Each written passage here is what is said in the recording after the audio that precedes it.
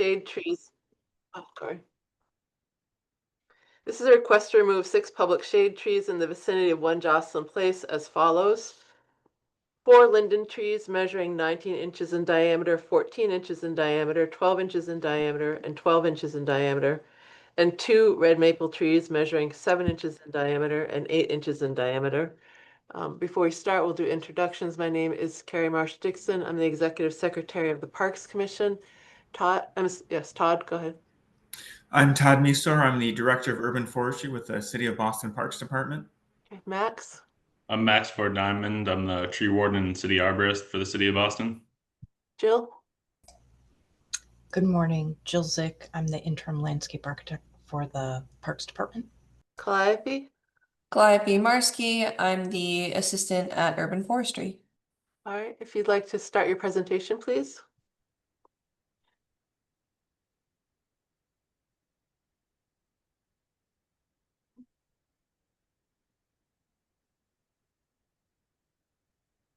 Okay, good morning. Thank you very much. My name is Joe O'Farrell. I'm the construction executive for the collaboration between Beth Israel Deaconess Medical Center and Dana-Farber Cancer Institute 2 years ago. We can go to the next slide, please. 2 years ago, these institutions entered a collaboration agreement and announced plans to build New England's first dedicated cancer hospital.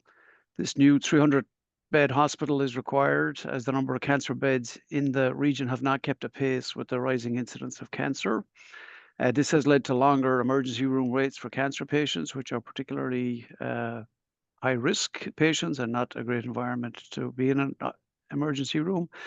And while outpatient cancer treatment, we can go to the next slide, sorry. While outpatient cancer treatment facilities, there's been a great growth in that area due to the innovative and complex new treatments that are out there. There is a growing need for more beds to extend people's lives and ensure better outcomes. So we can move to the presentation. I'll turn it over to Chris Donahue. Thank you, Joe. My name is Chris Donahue, principal with Michael Van Valkenburg Associates, or MVVA. We're the landscape architects working on the Future Cancer Hospital project. As Joe said, the project proposes a new hospital building, but it also proposes some additions to the LMA's public realm. So we're looking at the existing site in the photograph on the left and in the plan. It's not the most verdant, property boundary within the city. There are a few public shade trees immediately outside, just outside the property line, as you can see in this image, and as Carrie Marsh-Dixon introduced in the beginning. There are those 6 existing shade trees that we are seeking approval to be removed as part of this project.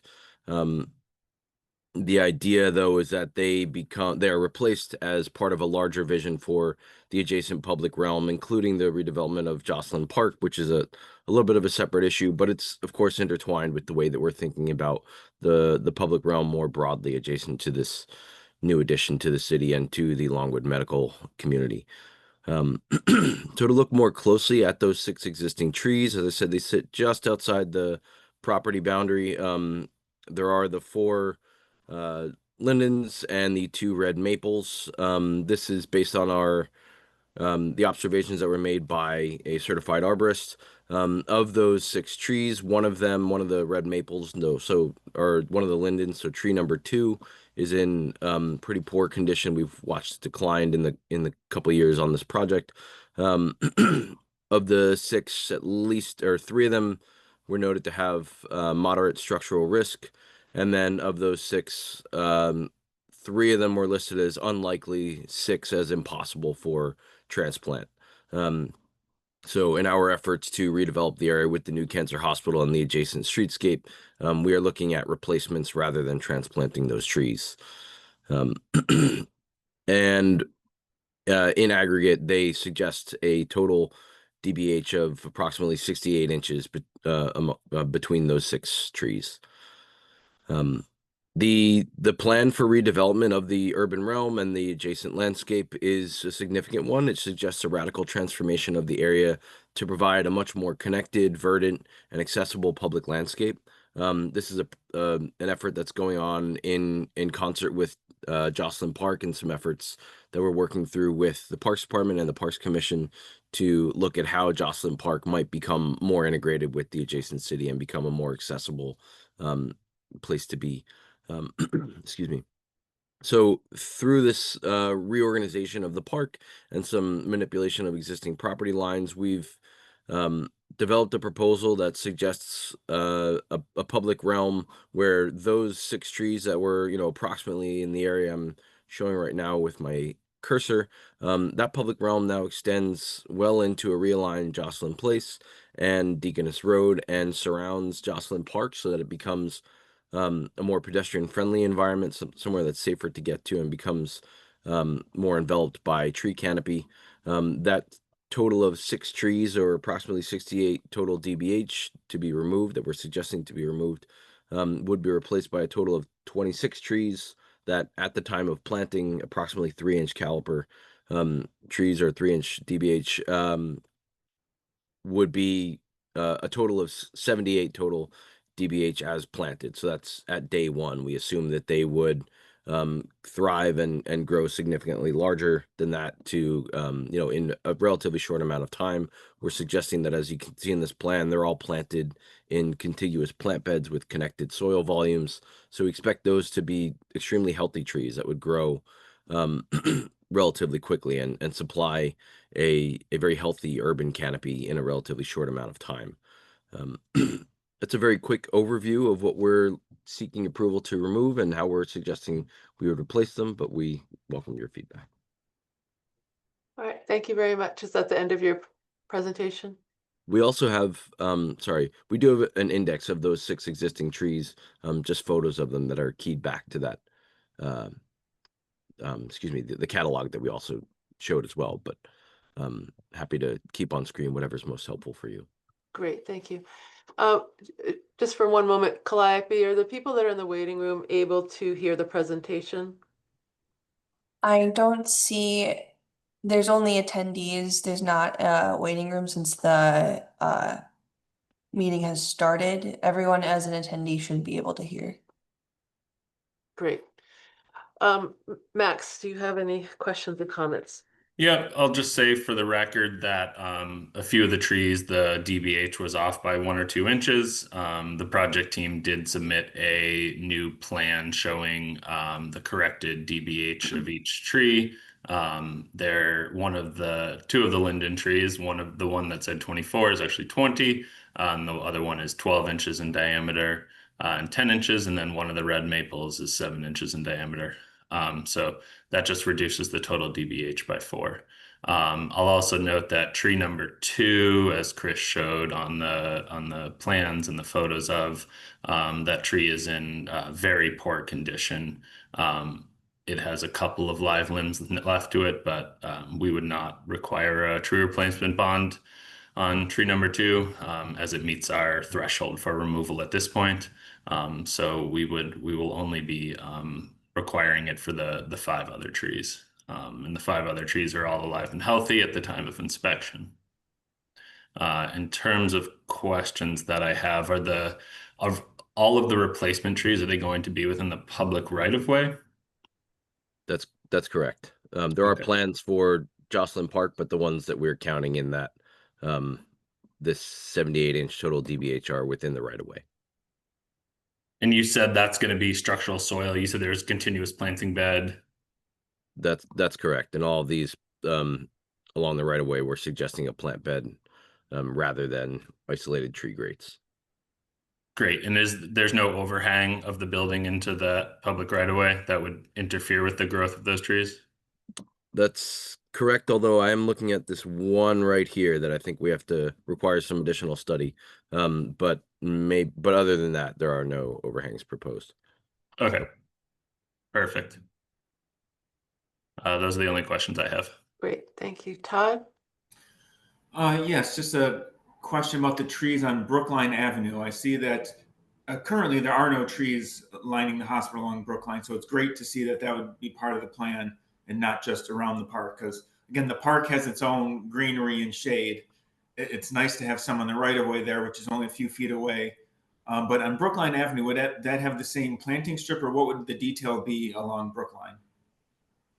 Correct. So we are showing some planting strip interrupted, but interrupted with paved areas adjacent to the bike lane. But we are anticipating there'll be structural soil underneath those paved areas. So there will still be a contiguous soil volume. Great, thank you. That's all for me. Okay, thank you. Jill?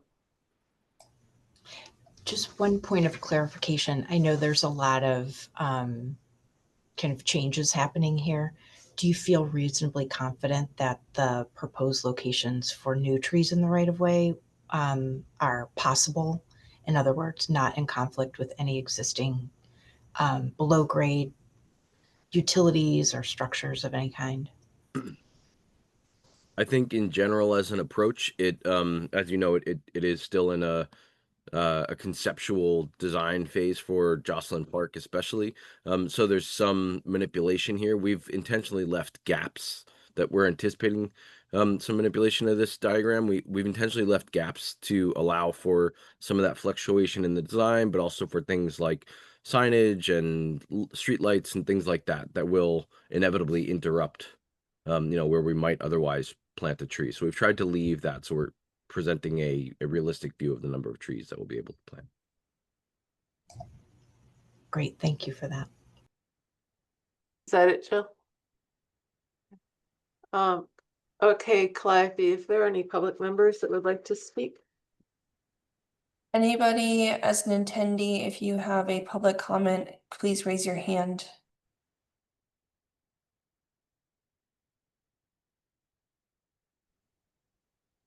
Allison, you should be able to talk. Hi, good morning. Allison Poltonis. A couple questions. Allison, I'm sorry to interrupt you, but could you please speak a little louder? At least I'm having a hard time hearing you.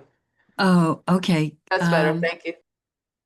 Okay. A couple of questions. I know it's a conceptual plan right now, but have you talked about the species that you're using both on Brookline and in front of the building, right at the entrance there? Sure. Thank you for the question. We've not yet identified species necessarily, but knowing that it is an urban park in an area that is surrounded by relatively tall buildings, we're looking at species that are very well suited to things like occasional salting of roads. Salting's not great for any trees, right? But trees that can withstand some abuse. So things like honey locust, London planes, and others. Those are particularly well suited for relatively sunny environments. We're also looking at other species that are suited for a little bit more shade tolerance. So it'll be a mix, not a monoculture necessarily, but a mix of species that are well suited to their particular conditions.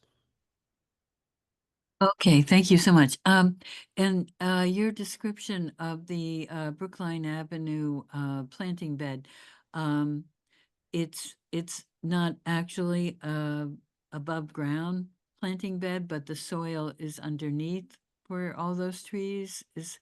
But you said there'll be intermittent asphalt or concrete. Is that right?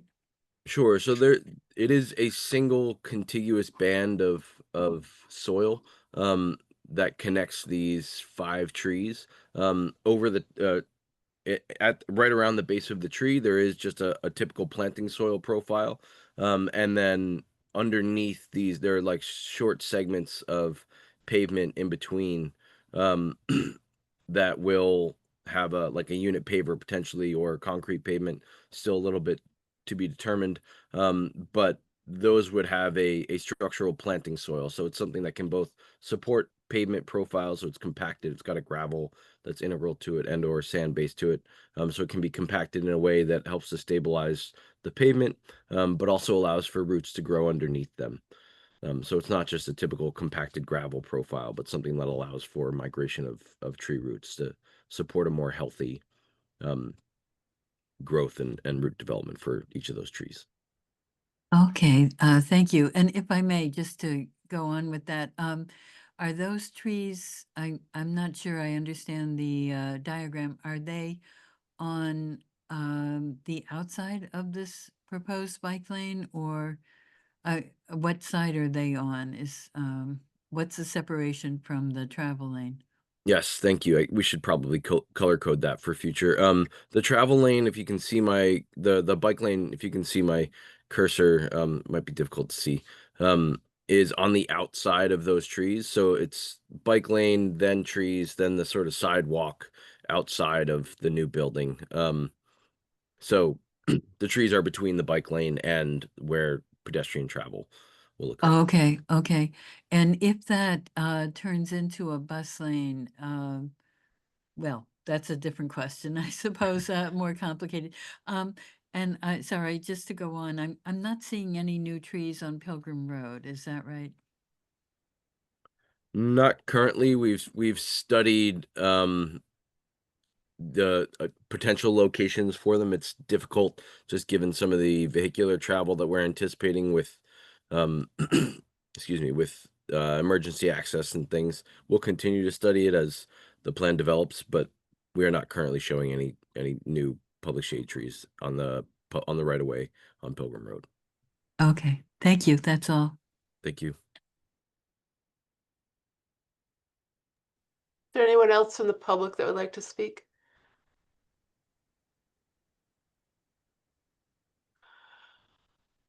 So thank you. So the plan you're showing now then is conceptual, given that particularly the trees along Brookline, it's not even clear about what the sidewalk widths and all right there will be. So is it fair to characterize this then as conceptual?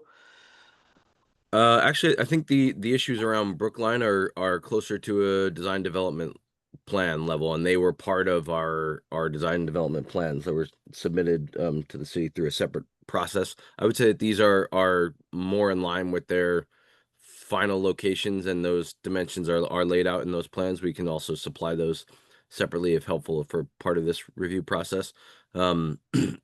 Issues surrounding Joslin Park, as you know, those are the more conceptual in nature, as we're still narrowing down exactly where those property lines fall. But I think that those along Brookline Ave are closer to their final, more detailed design level. Thank you. All right, if there are no further questions from the public, Max, would you like to? Yep. So we did not receive any letters or emails of opposition to the removal of these trees at the time of the hearing. Given that, we have 2 weeks from today's hearing to issue a letter of determination to the project team. If the removal of the trees are approved after the hearing, the project team will need to send a check for the value of the trees to the BPRD. Once the check is received, we'll issue a notice to proceed for the project team to remove these trees.